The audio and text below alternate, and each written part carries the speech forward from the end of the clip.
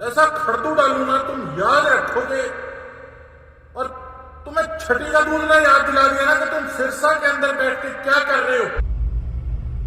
जय हिंद साथियों, हमारे सिरसा विधानसभा के अंदर कई अफसर कुछ बीमारियों का शिकार हो रहे हैं और ये शायद कहीं ना कहीं बुलेखाबंद में अपने पाल कह चुके हैं कि सरकार नहीं, हमारा क्या कर लेंगे। और खासकर ये जो जिला परिषद का सीईओ है डॉक्टर सुभाष, इसका काम अगर मैं गांव के अंदर दिखाऊं तो केवल जाकर बुके पकड़ने के अलावा इसको और कोई काम नहीं है। मेरे पास आया था ये रेस्ट हाउस किसी के साथ और शायद ये सोच के बैठा होगा कि कोई बात नहीं, ठंडे बस्ते में काम चलेगा। डॉक्टर सुभाष, मेरी बात ध्यान से सुन लो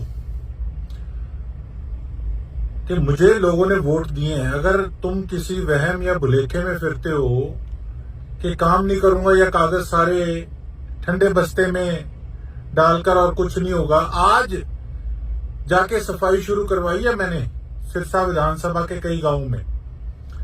और ये अपने आप को बड़ा शातिर समझता है। इसको मैंने पूछा कि तूने किया क्या है मेरी विधानसभा में, फोटो भेज दी डवाली हल्के के गांव की। मेरी ध्यान से कान खोल के बात सुन ले सीओ,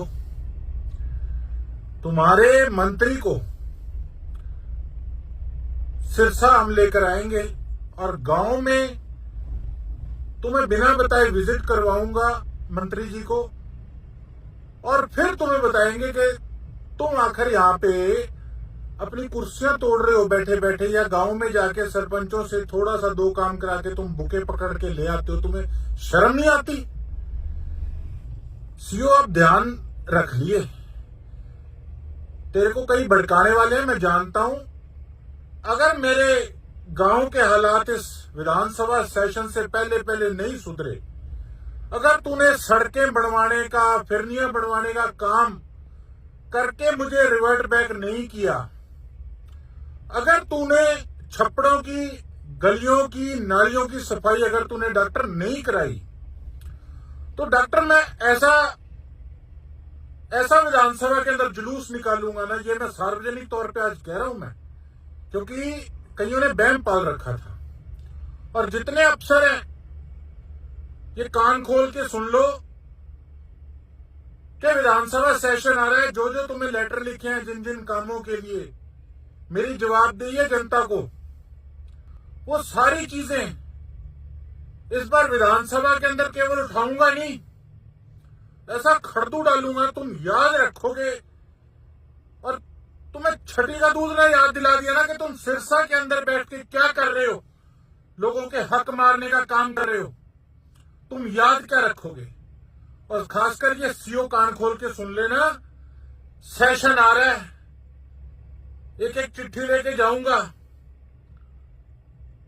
और मुझे अगर वहां पे धरना लेकर भी बैठना पड़ा ना बीच में, वहां बैठूंगा चार्ट पेपर ले जाके कि तूने मेरे इलाके के गांव का क्या हाल कर रखा है।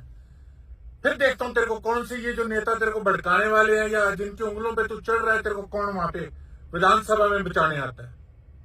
और उसके साथ साथ एक और अफसर है हमारे सिरसा का, दबा के पैसे खा रहा है, ठोक के पैसे खा रहा है। उसके प्रूफ भी मेरे पास पहुंच चुके हैं। हालांकि वो काम मैंने किया नहीं, वो कैमरा मैंने लगवाया नहीं, लेकिन सबको पता था कि मैं इसको कितने महीनों से लेटर लिख रहा हूं कि जो तूने काम किए हैं वो मुझे डिटेल चाहिए। तो मैंने सभी को कह रखा था कि भैया इसकी लीपोल जो भी लेके आएगा वो एक हिसाब से लोगों के हित में काम करने का काम करेगा।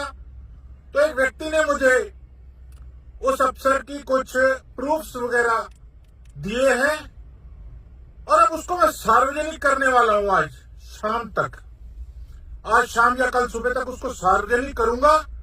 आप देखना किस प्रकार से ये शरेआम पैसा खाते हैं। और जो अफसर सोचते हैं ना कि चिट्ठी आ गई है, कोई बात नहीं, ठंडे बस्ते में डाल दो, भूल जाएगा, अरे भूल लूंगा नहीं। तुम ये लगा लो कि दिन प्रतिदिन मेरे वो दिमाग में जज जाती है कि वो अभी तक लाइटली ले रहा है, फिर मैं ढील दे देता हूं, कोई बात नहीं, आज नहीं तो कल में आ जाएगा उसका रिस्पॉन्स। पर तुम भी ये याद रखो कि किससे पाला पड़ा है। तो अब एक भ्रष्टाचारी अफसर का नंबर है, और उसके बाद इस सीओ का, जो मेरे इलाके के अंदर काम नहीं कर रहा, जिस करके हमारे गांव के बुरे हाल हुए पड़े हैं। और उसके बाद फिर कोई इस प्रकार का नया अधिकारी पकड़ेंगे जो जनता को या हमारे इलाके को अपने पैर की जूती समझने की जो भूल कर चुका, उसको उसका फर्ज उसकी भाषा में याद दिलाने का काम करूंगा। इंतजार करिए, आजकल में एक भ्रष्टाचारी ऐसे बागड़ बिल्ले का हम बांडा फोड़ने जा रहे हैं, पर्दाफाश करने जा रहे हैं। और ये एक उदाहरण, एक एग्जाम्पल है बाकी ऐसे अफसरों के लिए जो भ्रष्ट हैं, या जो जिनके कानों में मैल जमी पड़ी है, जिनको सुनता नहीं है कि काम कैसे करना है। अब 8-9 महीने हो गए, ठंडा रुख तो तुमने देख लिया, अब इस रुख के लिए भी तैयार रहना। बहुत बहुत धन्यवाद। जय हिंद, जय भारत, इंकलाब जिंदाबाद।